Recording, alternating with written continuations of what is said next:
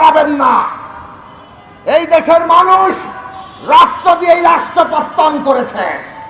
আপনারা আমাদের পাশে দাঁড়িয়েছিলেন ভারতের জনগণের কাছে, সে কারণে আমরা আমাদের কৃতজ্ঞতা রাখি।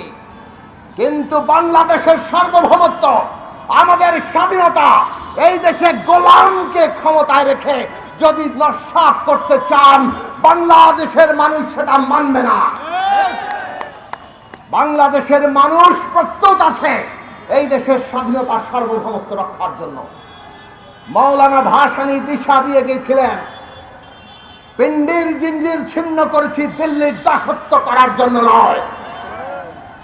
এই দেশের সমস্ত ছাত্র শ্রমিক জনতা 24 সালে জুলাই আগস্টে জেগে উঠে বলেছে, আমরা দিল্লির দাসত্ব করব না, বাংলাদেশ মাথা উঁচু করে দাঁড়াবে, ন্যায্যতা আর অধিকারের সমতার ভিত্তিতে সুসম্পর্ক রাখতে যদি চান সুসম্পর্ক থাকবে, আর না হলে বাংলাদেশের মানুষ কোনো দাসত্ব মেনে নেবে না।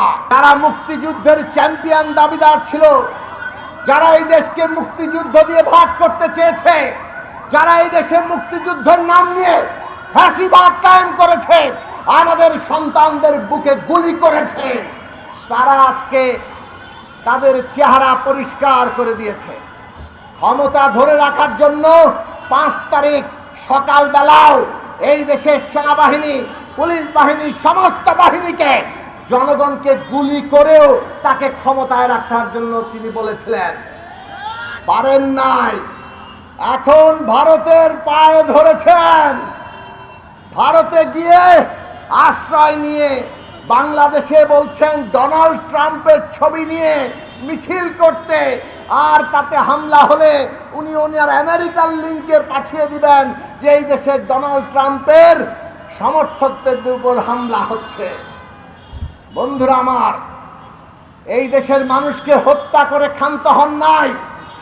এখন এই দেশের বিরুদ্ধে, আমাদের সার্বভৌমত্বের বিরুদ্ধে আজকে ষড়যন্ত্র শুরু করেছেন। আজকে সে কারণে বাংলাদেশের সমস্ত সংগ্রামী মানুষকে, ফ্যাসিবাদের বিরুদ্ধে যারা লড়াই করেছে, সকলকে ঐক্যবদ্ধ থাকতে হবে আমাদের সার্বভৌমত্ব রক্ষার জন্য। সমস্ত রাজনৈতিক দলের সামনে আজকে চ্যালেঞ্জ, জনগণের আকাঙ্ক্ষা, জনগণের স্বপ্নকে সত্যে পরিণত করতে পারবেন কিনা। আমরা যদি জনগণের স্বপ্নকে সত্যে পরিণত করতে চাই, আর কাউকে ফ্যাসিস্ট হিসাবে দেখতে না চাই, তাহলে আমাদের ঐক্যবদ্ধ থাকতে হবে।